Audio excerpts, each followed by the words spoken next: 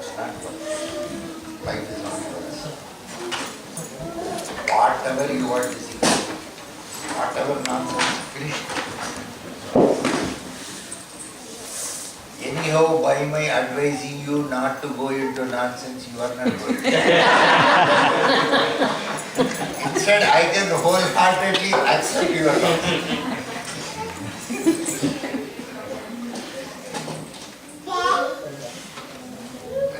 One boy came to me and said, Guruji, I am getting married. I said, shorten your tail. Your tail is a bit big. I am not saying asking you to cut your tail, shorten your tail. Guruji, if I don't shorten it, what happens? She will cut the tail. At least if it is short, she may manage it. It is too long. So it's all there. Don't worry about it. Everybody is pure. Your heart is pure. You are pure. Never accept that you are a sinner. And a soul can never be a sinner. Incidentally, the body may be doing certain things. You don't belong to this body. You don't belong to this mind. Incidentally, body has to survive. For that it does some tricks, some magic. Incidentally, you may be doing certain things or you may not be doing certain things. By doing something, you cannot be called as a sinner because you are not the doer. The doer is the Lord. In every act, keep the Lord in mind. Whether it is in office, whether at home, any act you do it in the name of Lord. Keep Lord as your partner, as your guiding spirit. Feel Him in everything. Anything you do, feel Him. Anything you do, you feel the Lord. You try to feel the Lord in any action. Automatically, all actions will have that unity. Most of the time, if you think, before doing the job, you will think that I have to do the job. After doing the job, you will think that I have done the job. But while doing the job, you don't think that I am doing the job. Because you are egoless while doing the job. Lord enters you and does the job. The ego is there before completion of job. Ego comes after completion of job. But while doing the job, you never think that you are doing it. Because Lord enters in that egoless moment and very wonderfully you do something very excellent. You go and tell your husband how beautifully you have cooked today. It's so tasty. There is no problem. Let the husband cook or wife cook. Somebody has to cook. So, it is more the attitude towards life that is very important. Please remember. Don't miss this life. It is not worth it. It's not worth it. Life is only once. Why miss it? At the age of 70, 80 years, sometimes old people come and tell me, what is it we have enjoyed in life? You were stupid. You have learned something from our youngsters. They know better. Because you feel you are the doer, you feel elated because of the action, or you feel guilty about the action. Because you feel you are the doer. If you can imbibe that quality of non-doership in you, you will never feel ever guilty about anything. Religion, unfortunately, religious leaders and pioneers have built a religion based on that. Somehow we don't belong to that side of the religion. We don't accept. Religion is pro-life. Religion helps you to lead this life. Religion doesn't condemn life. If it is going to condemn life, better you don't enroll yourself in religion. You need not be religious, you be happy with your lover, your friend, husband, wife, your office. Better be with them. There is no necessity. If religion is not going to help you to lead the present life, religion did not talk after life. It also spoke on present life. Present is very golden, today is golden, this moment is golden. Never miss this moment. Don't be very stupid, man. There is no point in keeping on fighting. Somewhere compromise. It's okay, take a journey. See, what happens when two people fight? When both are equally fighting, only the fight happens. If one compromises, the fight will be over. One day she will fight, one day you take a rotation. Both of you don't have it on the same day. Sometimes somebody says something, some people are actually, they will keep a very dull face. As though he has taken 1 liter of castor oil. There is no necessity. There is no necessity. So you must know, you should have that acceptance towards it. Life is so vast and there are so many things which probably you have to experience, you have to grow, you have to outgrow. First you have to grow and then you have to outgrow. There's a lot of things. Don't be suspicious always. Some people are always about anything and everything. Such people can never enjoy life. You can never enjoy life. I will tell you, your entire life will be spent on suspicion. You will not have any confidence on anything. And you will suffer and the people around you will suffer. The problem is, such people, they will be spreading a lot of negative energy. Like positive energy helping a person to live this life, negative energy will spoil the entire atmosphere. Lord will always come with you, no problem. He is called Avat Bandhav. He is called Marga Bandhu.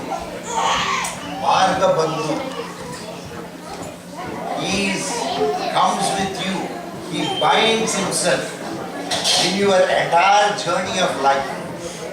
And at the end, when you go, he comes with you. He catches your hand. Don't worry. Shri Lakshmi Nrasimha Mama Dehi Karavalambam. What is that? Mama Dehi.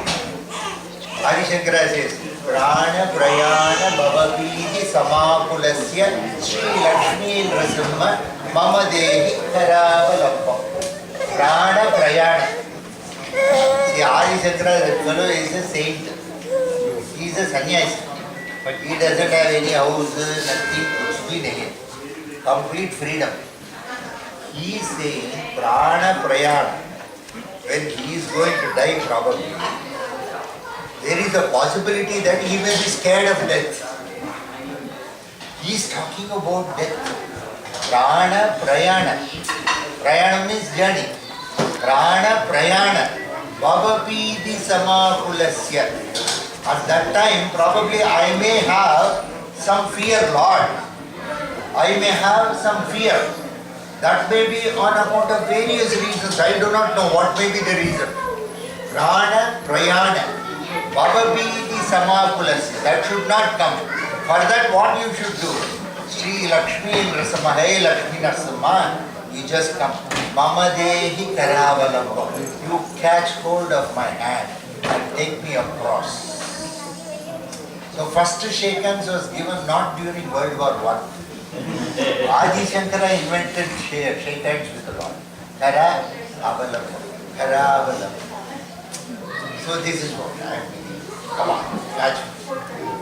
There is a very beautiful story about Gautama Buddha.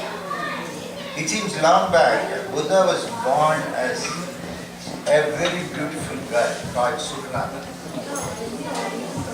It's very clear. He was born as Sukhanata.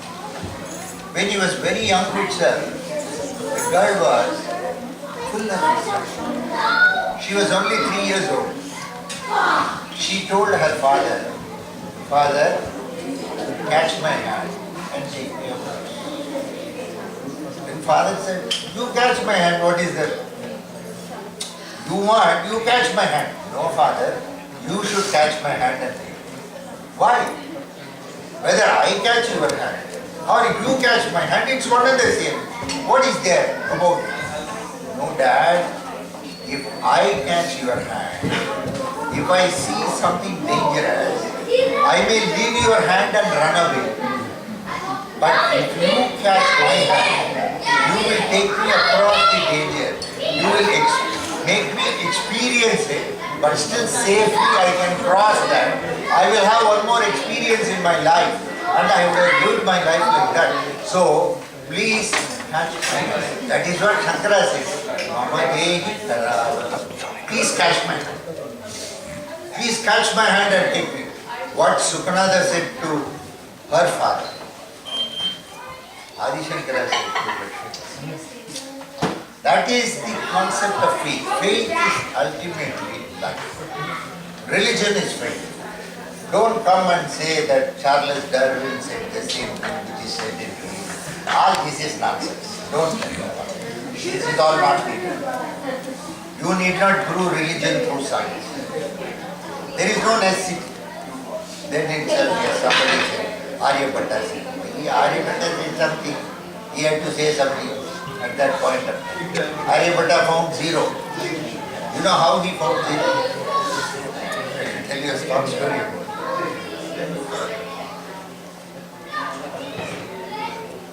He did come at the arrival at zero. Suddenly, somebody asked a question to him. Aryabhatta, in case you want to marry another girl, in case you want to marry another girl, what are the chances that your wife will say yes to it? Then he found out zero. The percentage of zero came to him when this question was asked. Impossible. She is not going to approve it. How she is going to? She will not. It's not possible. So like that, everybody, it's an idea comes to you because of somebody asking you something. When I provoke you with a question is very important. That is a provocation. The provocation, Gurdjieff says that provocation is work. That is the provocation. You question yourself. You question yourself. You ask yourself. That is where you provoke yourself to reply a question. That is where it is called work. You provoke yourself. Why are you keeping quiet? Provoke yourself. Come on, provoke yourself. Why are you keeping quiet? Don't keep quiet. Provoke yourself. Ask questions to yourself. Not asking questions to another person. Not inquiry. Inquiry. Inquiry, that's all you are gone. Once you ask me about something, I will say something and you will be carried away by that. Don't believe me. Ask yourself. That will certainly be a more sincere answer to you. You want a more sincere answer? Ask yourself. Ask yourself. Never feel guilty. First thing, never feel guilty. Every act contributed to God. Leave it at the feet of the Lord. Then you see the beauty. Something tremendous will happen. You will find Krishna dancing with you. Automatically it happens. It happens. You will be full of Krishna. You will be full of Lord at every point. But that you should have, that drive to inquire yourself, not enquire. Inquire yourself. Provoke yourself. When you ask questions to yourself, you will be provoking yourself. You will be inconveniencing yourself. Because we are all used to comfort zones. We are used to comfort zones. Suppose you keep water, boiling water, put a frog in it. It will immediately jump. The frog will, no second, immediately jump. But keep the water, normal water, put the frog in it, slowly heat. Slowly heat. First the frog will be comfortable. It will be warm. Very nice. Once the water starts boiling, the frog cannot jump. That is comfort zone. That is called comfort zone. A comfort zone, once you come to, you will not be able to escape it. unless you are very aware, unless you are very conscious that you are touching the comfort zone. So those days what rishis used to do is, once they found that they were comforting themselves, they will discomfort themselves. They will go to forest, they will do penance. All that way, they will discomfort themselves. They don't want to get caught in that comfort zone.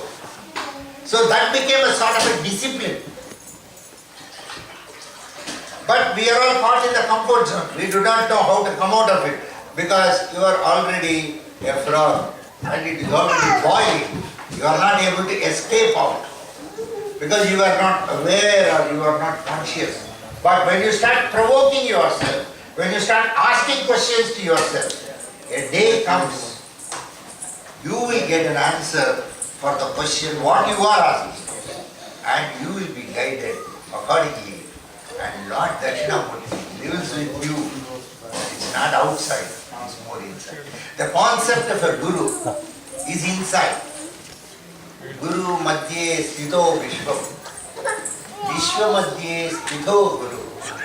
Guru vishvam nacha anyosti. Tasmai Sri Gurave Namah. Guru madhye sthito vishvam. Vishva madhye sthito guru. Guru madhye sthito vishvam. Inside the Guru is entire universe, entire Jagat, all the universes, all the galaxies. Guru madhye sthito vishvam. Vishwa madhye sthito guru. Among the center of all the galaxies is the Guru. Guru madhye sthito vishvam. Vishwa madhye sthito guru. Vishwam guru nacha anyosti. There is no difference between the universe and the Guru. Nacha anyosti. There is no difference. Tasmai Sri Gurave Namah. So, my salutations and prostrations to that service. So, that is what they say. So, the Guru is there within you.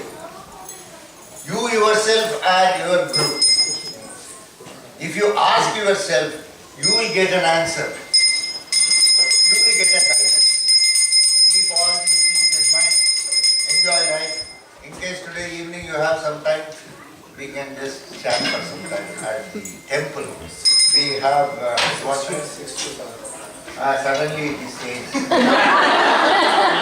No, it feels Rao Kalam and all. He is Pandit, no? We don't know. So 6 to 7:30 the time. So please come in case you are available. Don't stay if you want to go to Kabali something. Please don't miss all that. I don't want you to come here. So in case you find time, if you are not going back to your place or anything, then come.